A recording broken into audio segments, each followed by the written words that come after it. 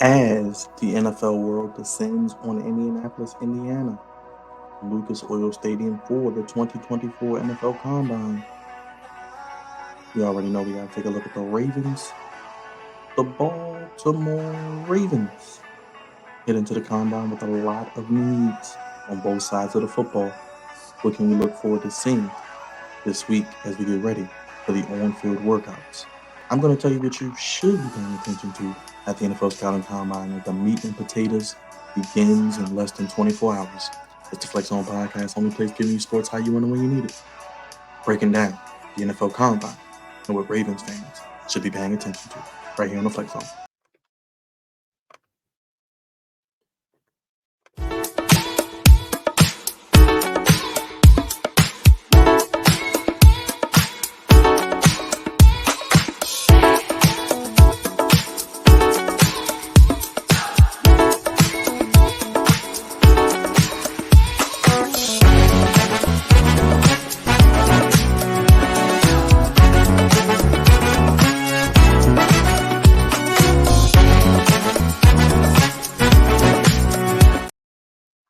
Ravens flock, what is going on? It's your boy God's favorite host, the host with the most, back here on the Flex On Podcast, the YouTube, the only place giving you sports how you want and when you need it, back with another Ravens video.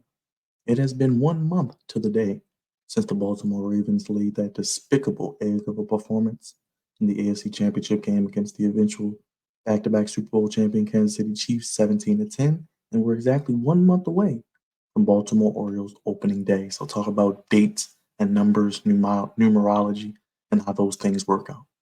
But we're at the NFL Combine and the Underwear Olympics, whatever you want to call it. This is where Eric DeCosta, John Harbaugh, they spoke with the media. I'm sure you've heard what they said by now. But the combine started on Tuesday and it goes until next Monday. And draft prospects have begun arriving in waves as different position groups will keep the same schedule. So day one, we have registration, orientation, and team interviews. Day two, medical exams, more team interviews. Day three, media and team interviews. Day four, measurements and on-field workouts. Day five, bench press and departure. The defensive players will arrive first, with position players on offense following later, as the NFL wants to try to capture more eyeballs on the workouts, as the NFL Combine is now a yearly media spectacle, especially Saturday when the quarterbacks, running backs, and wide receivers will all participate.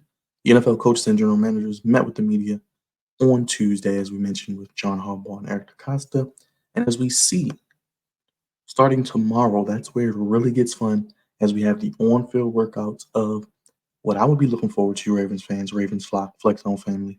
Tomorrow, Thursday, February 29th at 3 p.m., NFL Network, however you want to watch it, YouTube. The defensive linemen and linebackers take the field for on-field workouts. This is one of the needs that the Ravens do have, an outside linebacker. We don't know what we're getting out of David Ajabo. He was hurt. Jason Owe, Adafe Owe. This is going to be his last year because I don't see them picking up his fifth-year option. Clowney, Van Noy. Do we bring any one of them back? Do we bring them both back? I would love to see Clowney back, but you still need, even if you bring back Clowney and Matt BK, another guy on the outside for the pass rush. Friday, even more of a need that the Ravens could have over possibly outside linebacker, depending on your personal board of needs. We have the defensive backs, corners, safeties, and tight ends. You know, Geno Stone's probably gone. Marcus Williams has battled injuries. We basically got Kyle Hamilton, and we'll see what happens. Now, obviously, we don't need tight end, but corner. Marlon Humphrey's getting up there in age. Brandon Stevens is ascending, and he's going to get paid within the next year. But could the Ravens draft a corner? I think Mel Kiper's latest mock draft, or his first mock draft, excuse me, he has the Ravens taking Lassiter, the corner out of Georgia. So somebody that Todd Monken would be familiar with is the offensive coordinator of Georgia and an SEC guy, which you know the Ravens love their SEC guys as well. We got the bench press with the D linemen and linebackers. As you mentioned, Saturday is the money day. If you're going to watch any day, I would say Saturday, 1 p.m. it starts. We got the quarterbacks. And personally, I'm going to watch that because I want to see the quarterbacks throw, even though the Ravens aren't drafting a quarterback within the first 5 or 6 rounds, I'm sure. Now, could they bring in an undrafted guy or maybe a guy in the seventh round to take a flyer on as possible backup? Maybe. But then these two running backs and wide receivers. Running back. I heard DeCosta mention they're going to look to add multiple running backs as Justice Hill was the only running back under contract. And he is a good player, but he's not a bell cow. We got guys like Derrick Henry. We got guys like Saquon Barkley. We got guys like Tony Pollard, Josh Jacobs, Zach Moss, DeAndre Swift, amongst others. I think the Ravens will take a flyer and try to sign one of these guys. They have a big splash free agent signing every year, and this could be it. Last year they took Odell Clowney. They've got Marcus Williams. They've made moves as of the past few years. Yeah, they're cap stricken. Yeah, they are bargain basement shopping. They break out the coupon book, but when it comes to certain possessions, they will pay, and you can get more bang for your buck potentially out of one of these free agent running backs than overpaying for a wide receiver. So I want to see what running backs, what wide receivers. I don't think the Ravens are going to take one at 30, but they're going to need a running back because after this year, Bateman is a free agent. They're not going to pick up his option, and Aguilar was only re-signed for 1 year. So you're really left with Zay Flowers and who else? So they're going to need to add a wide receiver or two in this draft, maybe even a guy potentially in the second or third wave of free agency. But look for these running backs. Look at these wide receivers. Look at their 40-yard dash and their three cone drill, possibly. Who runs a 4.3? Who runs possibly a high 4.2?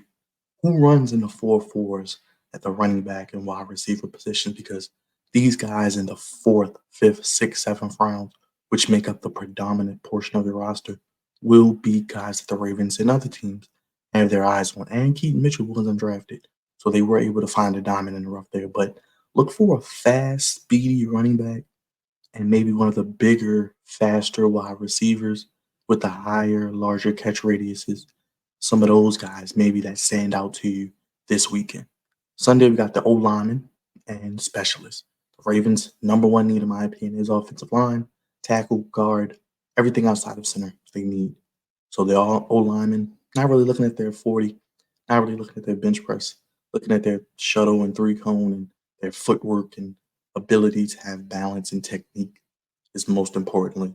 And we'll have the bench press with the quarterbacks, running backs, and wide receivers. But Saturday, 1 p.m., looking at the running backs and wide receivers, what they run in a 40, looking at the running backs and wide receivers, how they catch out of the backfield. We know Tom Munkin loves to throw to his wide receivers and running backs out of the backfield to get yak, use those screen plays.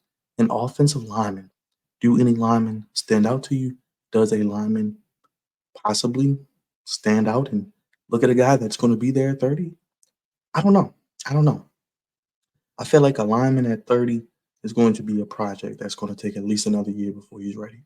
And what do we have with Salah? What do we have with Voorhees? You pretty much see what we have with Lele, Moses, and Stanley. This is probably their last hurrah. The Ravens are going to have to upgrade the offensive line with multiple pieces. And if they do get a guy at 30, if they stay where they're at, hopefully it's a guy that can come in and start.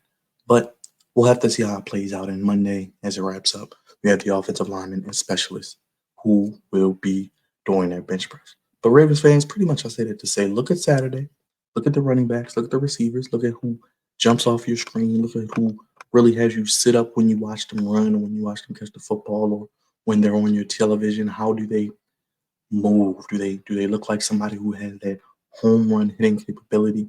Do they have quickness in and out of their breaks? Can this running back catch the ball out of the backfield? Do they run a 4.3? What is their overall speed? And the receiver, like I said, who can catch the football, but also who has that quickness in and out of their breaks, their three cone, their shuttle, and things like that. And on Sunday, the offensive lineman to see possibly what offensive lineman will stand out and possibly help their stock. But there's always a guy.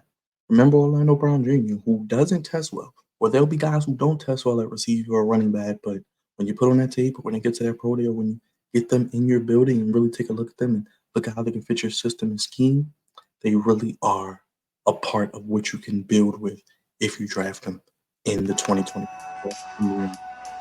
Most of them subscribe to me. Just like subscribe and want to bring back amazing content as we head into the combine. Get ready for the 2024 NFL Draft in April.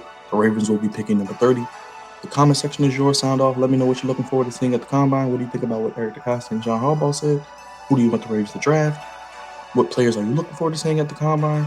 And make sure you hit that like button. Let me know what you think about the video. Hit the bell for all Ravens content and so much more. And of course, subscribe if you're new. It's the Flex Zone Podcast, only place giving you sports how you want and when you need it. I'll be watching Saturday for the receivers and running backs, and on Sunday for the offensive linemen as well. And I will be trying to see what pass rushers jump off the screen as well, possibly starting tomorrow. And seeing maybe if one could be there at 30 for the Ravens. I could see corner, pass rusher, or offensive lineman as one of their three options for that first pick. We'll see. Long way to go. Draft boards are going to move, shake, and shift after this week. So we'll see who rises, who falls, and whatever news comes out as well. Thank you guys for watching. I'll see you next time on the Flex Zone with more Ravens